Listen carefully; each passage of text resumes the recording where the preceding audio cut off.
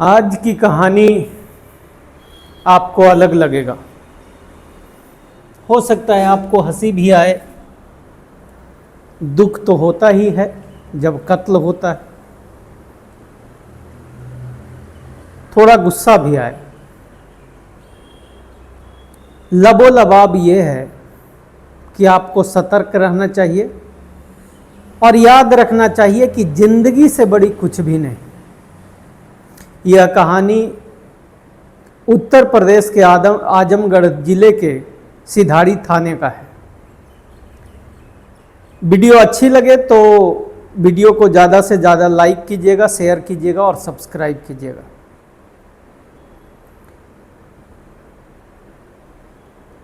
तो Valentine's day के दिन एक कॉल आता है थाने में और उस कॉल में ये बताया जाता है कि हम फलां हॉस्पिटल से बोल रहे हैं, यहाँ पे एक डेड बॉडी आई है और इस बॉडी के सीने पे गोली लगी हुई है।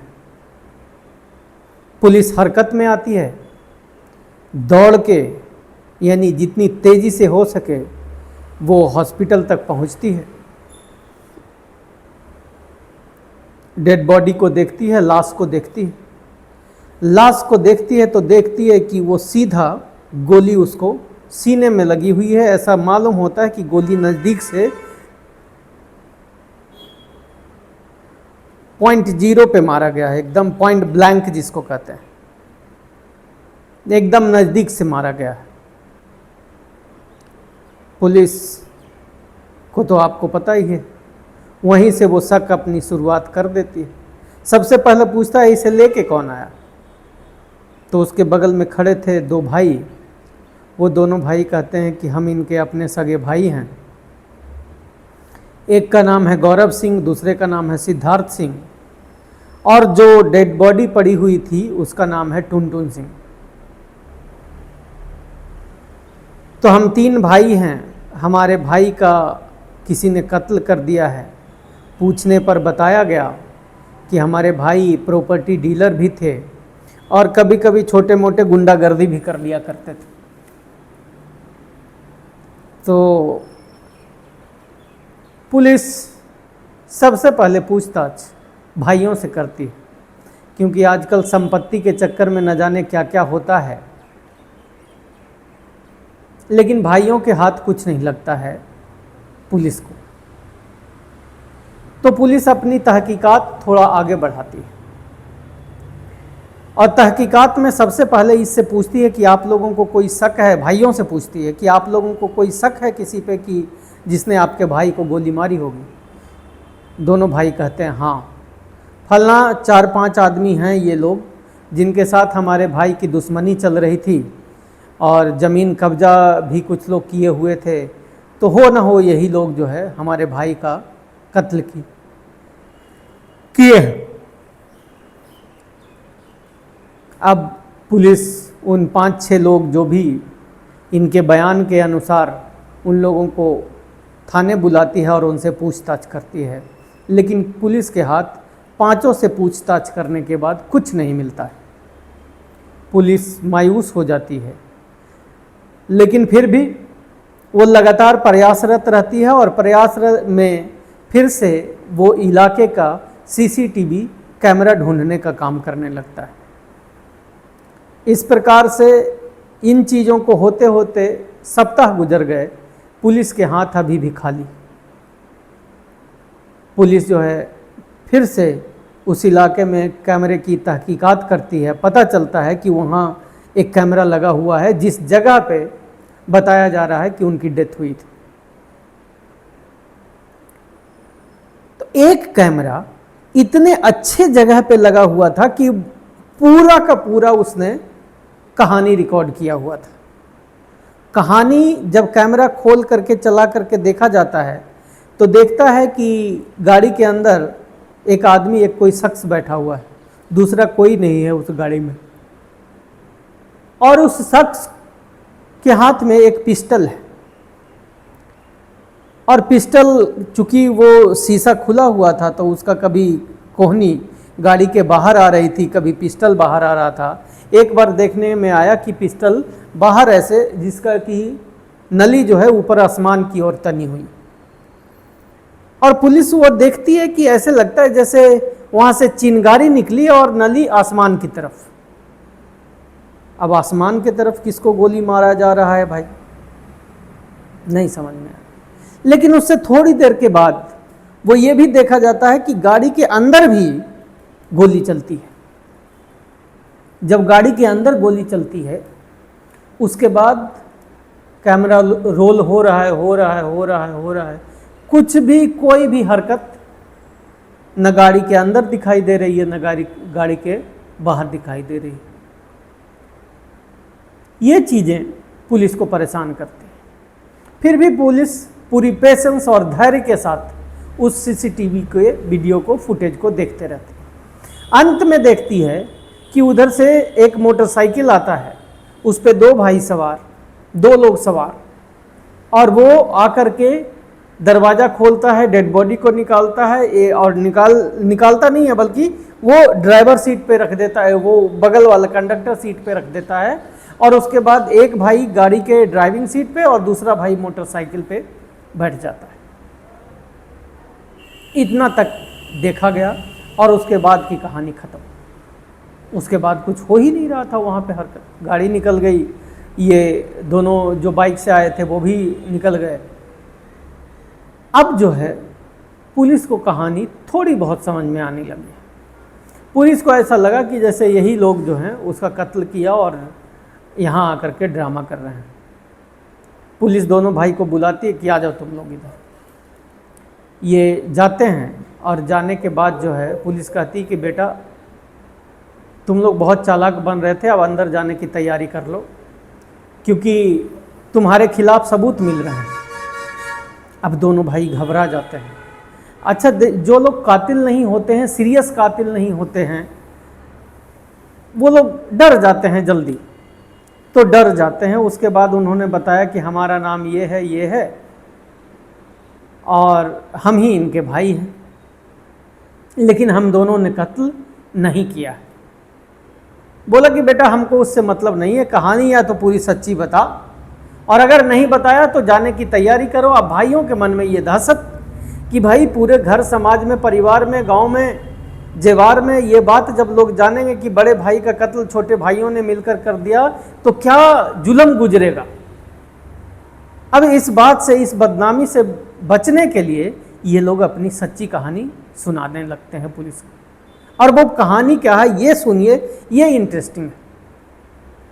इंटरेस्टिंग ऐसे है कि ये भाई टुनटुन सिंह जो वहाँ के लोकल रंगदार थे, वो इसी इलाके की, जहाँ पे इनकी गाड़ी खड़ी थी, जहाँ पे इनका कत्ल हुआ था, उसी इलाके की एक लड़की से मोहब्बत करते थे। लेकिन शादी नहीं हुई इन लोगों की, और लड़की ने इनको बोल रखा था कि जिस दिन मेरी शादी हो जाएगी उस दिन के बाद से तू मेरा चेहरा मत देखना और न मैं तेरा देखूंगी, हम दोनों अलग अलग रास्ते। शादी के 2-4 साल बीत जाते हैं। उसके बाद टुनटुन सिंह के अंदर से प्यार जो है उमड़ने लगता है। अब अपनी प्रेमिका मासूका से मिलने का मन इनका करता है, मिलने को बेताब। इस बेताबी में वो फ़ोन करते हैं कि तुम आओ हमसे मिलो, तुम आओ हमसे मिलो। वो कहती है नहीं, अब जो हो गया वो बात ख़त्म, अब बात दूर की हो गई। ऐसे करके लगातार लगभग 6 महीना चलता है। उनकी मासूका जो है, उनकी जो दोस्त थी, गर्लफ्रेंड थी, वो मिलने से मना करती है। बोलती है कि अब हमारा स्टेटस चेंज हो गया, अब हम दूसरे के हो गए, पहले तुम्हारे थे। तो उसके बाद जो है इस तरीके से समय गुजरता चला गया और एक दिन वो आया जिसे वैलेंटाइंस डे कहते हैं। तो वो दिन जब आया तो टुनटुन सिंह के मन में प्यार जो है भर भर के उमड़ने लगा। और उन्होंने अभी तक तो प्यार से, इज्जत से पुचकार के वो प्रयास कर रहे थे कि हमारी मासूका हमसे मिलने चली आए, लेकिन मासूका अपनी जिद पे कि नहीं, अब हमारा स्टेटस चेंज, तुम अलग हम अलग। ऐसे करते करते दोनों से बातचीत होने लगती है, वो फ़ोन ब्लॉक कर देती है। ऐसे कई फ़ोन पहले भी उसने ब्लॉक किया। ये नए नंबर लेते हैं टुनटुन सिंह भैया रंगदार, गाड़ी में हाथ में पिस्टल लेते हैं, गाड़ी में बैठते हैं और निकल जाते हैं अपनी मासूका के घर के तरफ। और उसके घर के नज़दीक ही जाके अपनी गाड़ी लगा लेते हैं। बार बार फ़ोन करते हैं, कभी वो फ़ोन ब्लॉक करती है, कभी कुछ करती है, नए नंबर से ये कॉल करते हैं, आने को वो तैयार नहीं। उसके बाद ये वीडियो कॉल करते हैं, कहते हैं कि देखो मेरे हाथ में पिस्टल है, तुम आके मुझसे मिल लो, नहीं तो मैं खुद को गोली मार लूँगा। उसको लगता है कि ये हमको ऐसे ही बहका रहा है, तो वो वही हाथ बाहर निकालते हैं, सट से गोली चलाते हैं, हवा में गोली जाती है, वो चिंगारी निकलती है और उसकी मासूका देखती है कि हाँ, और ये कहते हैं कि देखो हम कोई तुमसे मजाक नहीं कर रहे हैं, इसमें सचमुच लोडेड है ये, अगर तुम नहीं आई तो अब अगली बार जो मैं गोली चलाऊंगा वो मैं खुद को मार लूँगा। ये इमोशन से भरे हुए थे। इनके पास अपनी मोहब्बत को पाने के अलावा दुनिया में कुछ और नज़र नहीं आ रहा था। और जब विपरीत काले विनाश काले विपरीत बुद्धि, कहते हैं कि जब अंत आता है तो कुछ दिखाई नहीं देता। अंत में वो कहते हैं अपने मासूका को कि देख लो, ऐसे मोबाइल से उधर से वीडियो कॉल चल रहा है, यहाँ से सीने में लगाए हुए हैं, और कहते हैं कि देख लो, या तो तुम आ जाओ नहीं तो ये गोली अंदर गई। वो मना करती है और मना करती ही दबता है ये, और ये ट्रिगर दबते ही गोली अंदर, आत्मा बाहर, वो लेट जाते हैं गाड़ी में। मासूका घबरा जाती है।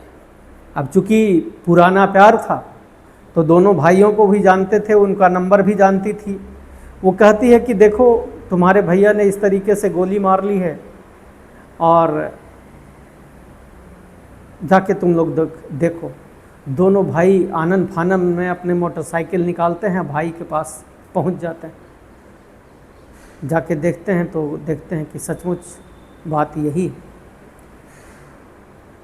तो वही आनंद फानन में वो गाड़ी को बगल में रखते हैं, और रखने के बाद जो है एक भाई हॉस्पिटल लेके चलता है, दूसरा भाई मोटरसाइकिल लेके आता है, पहुंचते हैं। जब वहाँ पहुंच जाता है तब तक ये दोनों समझ जाते हैं कि भैया तो गए। लेकिन चूंकि दुश्मनी कई लोगों से थी तो इन्होंने कहा कि चलो भैया तो गए, क्यों ना हम अब इस भैया के जाने का फ़ायदा उठा लें और दो चार लोग के मत्थे ये जो है केस डाल दें। आम का आम और गुठली का दाम, भैया तो चले ही गए, वो तो वापस आने को है नहीं, किसी ने इनका खून किया नहीं है, कोई दोषी है नहीं, तो चलो जिनसे दुश्मनी है उन्हीं को सधा लेते हैं। तो इसी सोच के साथ उन्होंने पांचों लोगों का नाम बताया। पुलिस बहुत परेशान हो गई। अब चूंकि पुलिस इतना परेशान हो गई थी तो दोनों भैया से वो नाराज हो गई थी। तो पुलिस ने कहा कि भाई अब इसमें तो हाथ खाली है, मासूका के ऊपर केस हो नहीं सकता। अगर कोई लड़की को कोई बंदूक की नोक पे कहे कि तुम मुझसे मिलने आ जाओ नहीं तो मर जाऊंगी, तो उस पर कौन सा धारा लगा दोगे आप? तो वो लगा नहीं सकते। ये जो दोनों भाई आए थे ये कातिल थे नहीं, कत्ल से इनका कोई लेना देना था नहीं। इनका गुनाह सिर्फ इतना था कि इन्होंने सबूत मिटाने का काम किया, गलत साक्ष्य देने का काम किया। तो कहा कि भाई तुम लोग इतना परेशान हमें किए हो कि लाओ तुम ही दोनों को लपेट लेते हैं। तो पुलिस जो है उनको लपेट लेती है, और वही गलत साक्ष्य देने के जुर्म में और साक्ष्य को मिटाने के जुर्म में और गलत नामों को बताने के जुर्म में पुलिस उन लोगों को गिरफ्तार करती है। तो इस प्रकार से एक व्यक्ति, अच्छा खासा इंसान इस दुनिया से चला जाता है। तब मैं बार बार कहता हूँ कि याद रखिएगा कि जीवन से बड़ा कुछ नहीं, चाहे वो मासूका हो या कोई और गुनाह, गलती या कोई अच्छी या बुरी चीज़, लेकिन जीवन से बड़ा कुछ नहीं। तो अपना ख्याल रखिएगा। जय भारत।